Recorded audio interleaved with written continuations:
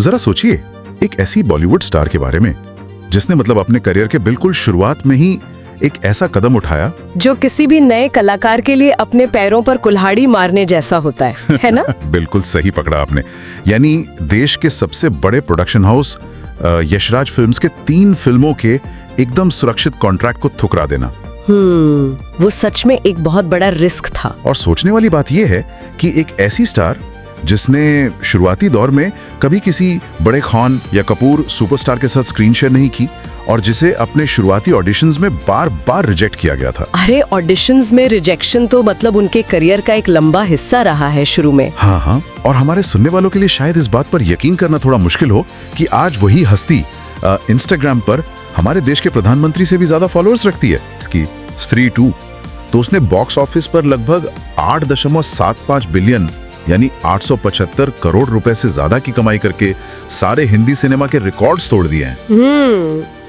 ये सफर बाहर से देखने में किसी फिल्मी कहानी जैसा जरूर लगता है, पर जब हम इसके भीतर झांकते हैं तो कुछ और ही नजर आता है। बिल्कुल, एक बहुत ही सधी हुई और अलग तरह की रणनीति नजर आती है।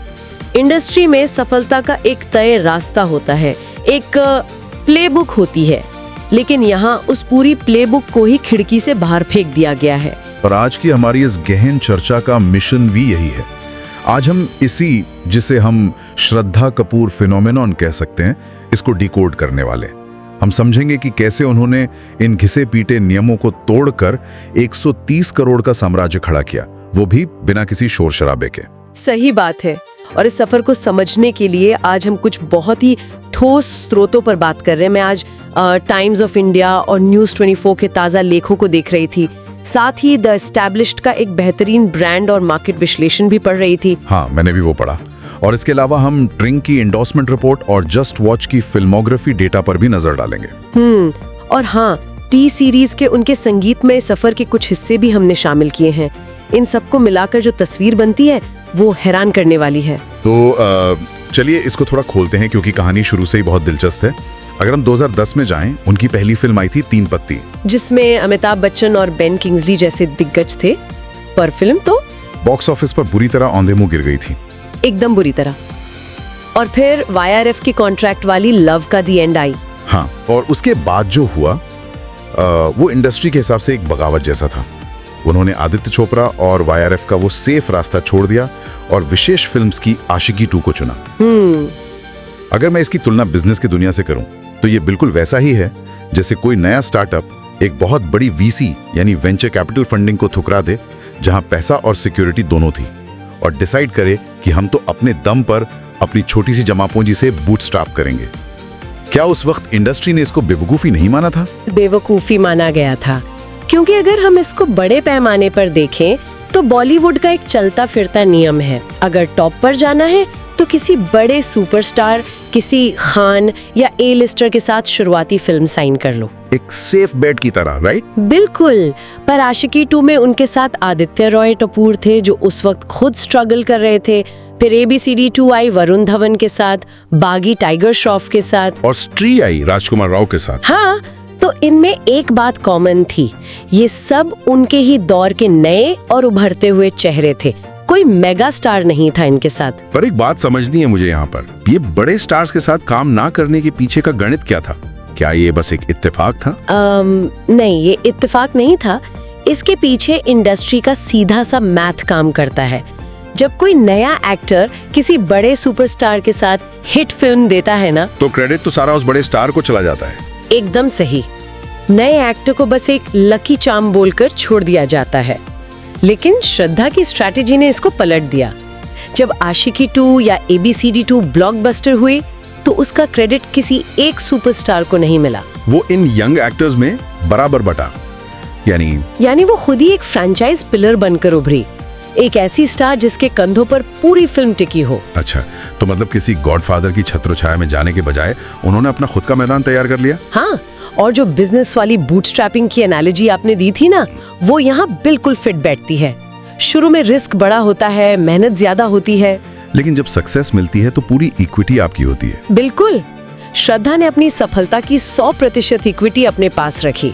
उस क्रेडिट को किसी सुपरस्टार के साथ शेयर नहीं करना पड़ा उन्हें। अरे वाह, यहाँ पर बात सच में बहुत दिलचस्प हो जाती है, क्योंकि जब हम इक्विटी की बात करते हैं और आज के पीआर ड्रिवन टाइम की बात करते हैं, तो एक स्टार की सबसे बड़ी इक्विटी उसकी पब्लिक इमेज होती है। और इस मामले में वो बाकी सबसे बहुत अलग है। सही में, आज जहां दीपिका पादुकोण या आलिया भट्ट की एक बहुत ही पहुंच से बाहर वाली इमेज होती है, हाई फैशन वाली, एयरपोर्ट पर ऐसे चलेंगी जैसे कोई रनवे हो। हाँ, इंटरनेशनल फैशन वीक चल रहा हो जैसे। एकदम। पर श्रद्धा वहां बिल्कुल अलग मिट्टी की बनी लगती हैं। इस पर द एस्टैब्लिश्ड की रिपोर्ट ने बहुत अच्छा एनालिसिस किया है। उनकी इस इमेज को हम रैडिकल रिलेटेबिलिटी कह सकते हैं, यानी एक आम इंसान जैसा अनोखा जुड़ाव। उनका जो ये पड़ोस की लड़की वाला इमेज है, वो नकली या पीआर स्टंट नहीं लगता। नहीं लगता, बिल्कुल। हमने कई बार देखा है कि वो एयरपोर्ट पर बिना किसी भारी मेकअप के होती हैं, बड़े सिंपल कपड़ों में, और पापराची के साथ इतनी ठेठ मराठी में बात करती हैं, एकदम नॉर्मल तरीके से। कभी लगता है नहीं कि वो इतनी बड़ी सेलिब्रिटी हैं। और इसी से साइकोलॉजी की एक बहुत बड़ी चीज बनती है, जिसे पैरासोशल रिलेशनशिप कहते हैं। ये एक ऐसा रिश्ता है जहाँ फैंस को लगता है कि वो सेलिब्रिटी को पर्सनली जानते हैं। अच्छा। हाँ, आजकल सोशल मीडिया पर जहाँ हर चीज फिल्टर्ड होती है, 10 बार एडिट की जाती है कोई फोटो डालने से पहले। सही कहा, आजकल तो सब फेक ही लगता है थोड़ा। पर श्रद्धा का इंस्टाग्राम बिल्कुल अनफिल्टर्ड लगता है। उन्होंने द टाइम्स ऑफ इंडिया को बताया था कि इंस्टाग्राम उनके लिए एक फैमिली व्हाट्सएप ग्रुप जैसा है। ओके, फैमिली व्हाट्सएप ग्रुप एक इतनी बड़ी बॉलीवुड स्टार के लिए थोड़ा अजीब कंपैरिजन नहीं है? अजीब है, पर बहुत पावरफुल है। वो वहाँ फनी मीम्स डालती हैं, अपने पेट्स की फोटोज, बिना मेकअप की सेल्फीज। वो जानबूझकर उस परफेक्शन को अवॉइड कर रही हैं। मतलब चूरन नहीं बेच रही हैं? बिल्कुल नहीं। और उनके जो 94 मिलियन यानी 94 मिलियन फॉलोअर्स हैं, जो पीएम से भी ज्यादा है, वो इसी पैरा सोशल कनेक्शन का जादू है। वो लोगों को कोई दूर की स्टार नहीं, अपनी दोस्त या फैमिली लगती हैं। और इस कनेक्शन का बॉक्स ऑफिस पर क्या असर होता है, ये मुझे लगता है हमने स्ट्रीट 2 में देखा। जब मैं जस्ट वॉच का डेटा पढ़ रहा था तो मैं हैरान रह गया। क्या देखा आपने? यानी इस 149 मिनट की फिल्म में श्रद्धा कपूर का स्क्रीन टाइम सिर्फ 63 मिनट का था। आधी फिल्म से भी कम समय वो स्क्रीन पर थी।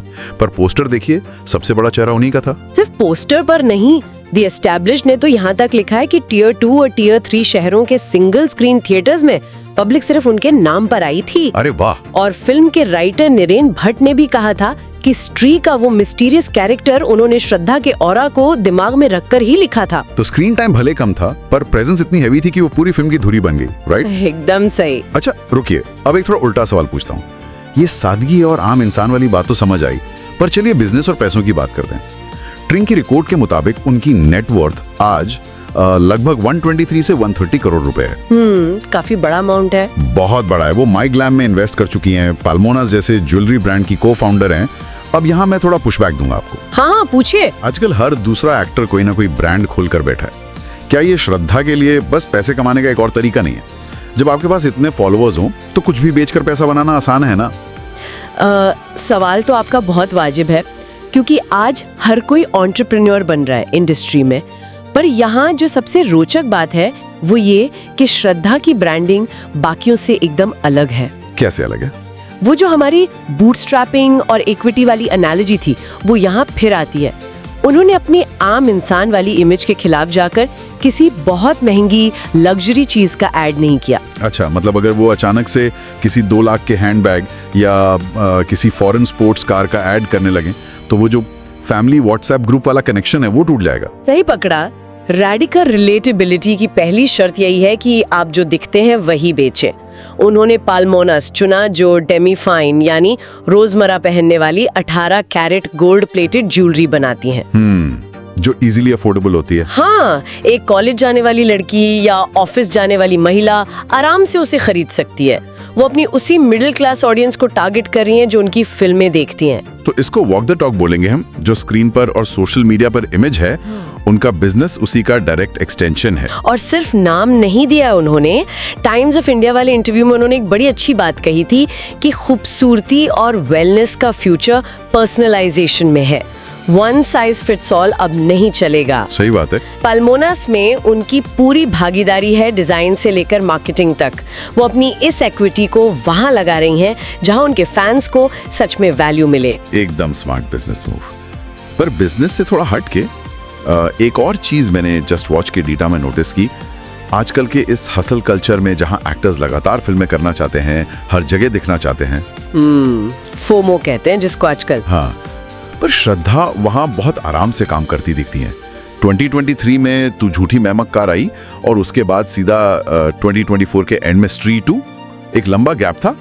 क्या ये रिस्की नहीं है? Out of sight out of mind वाली बात नहीं हो जाती क्या?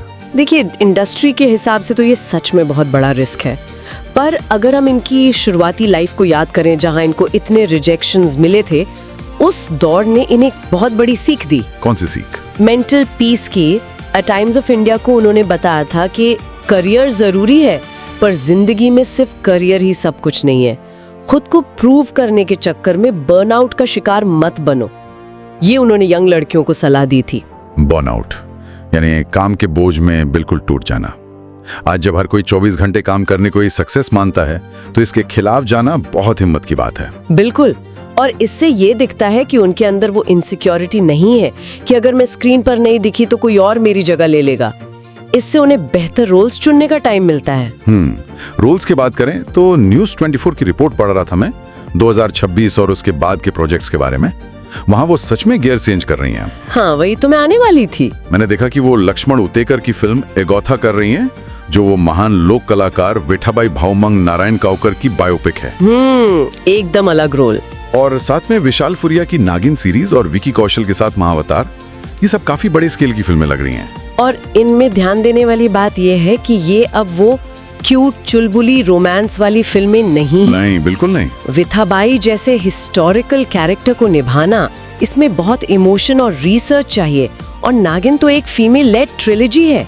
ये दिखाता है कि अब प्रोड्यूसर्स एक औरत के नाम पर करोड़ों लगाने को तैयार हैं, क्योंकि श्रद्धा अब खुद एक फ्रेंचाइज पिलर है। सही कहा, किसी हीरो के सहारे की जरूरत नहीं है अभिनय।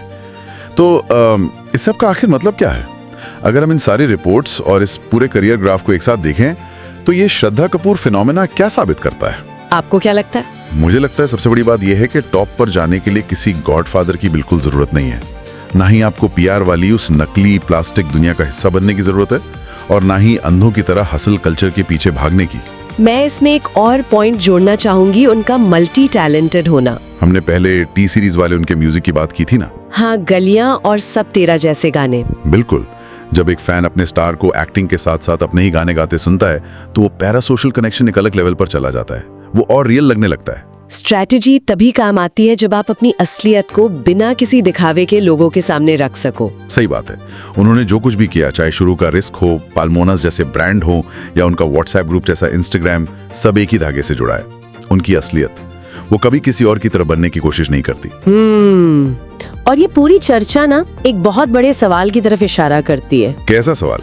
एक ऐसा सवाल जिस पर हम सबको सोचना चाहिए। आजकल जो डिजिटल दौर चल रहा है, जहां एआई, डीप फेक्स और वर्चुअल इन्फ्लुएंसर्स हर दिन बढ़ रहे हैं, जहां बस कंप्यूटर पर कुछ प्रॉम्प्ट्स डालो और एक परफेक्ट ग्लैमरस चेहरा तैयार हो जाता है। एकदम सही। जहां इंटरनेट पर हर कोई किसी न किसी फिल्टर के पीछे छुपा है, और पीआर एजेंसीज एक रात में इमेज बदल देती हैं। तो हमारे सुनने वालों के लिए मैं ये विचार छोड़ना चाहूंगी, जब परफेक्शंस इतना सस्ता और आसान हो जाएगा, तो क्या आगे चलकर असली स्टारडम सिर्फ उसी को मिलेगा जो अपनी कमियों और सादगी को बिना डरे दुनिया को दिखाने की हिम्मत करेगा, जैसे श्रद्धा अपने अनफिल्टर्ड इंस्टाग्राम पर करती हूँ? बिल्कुल।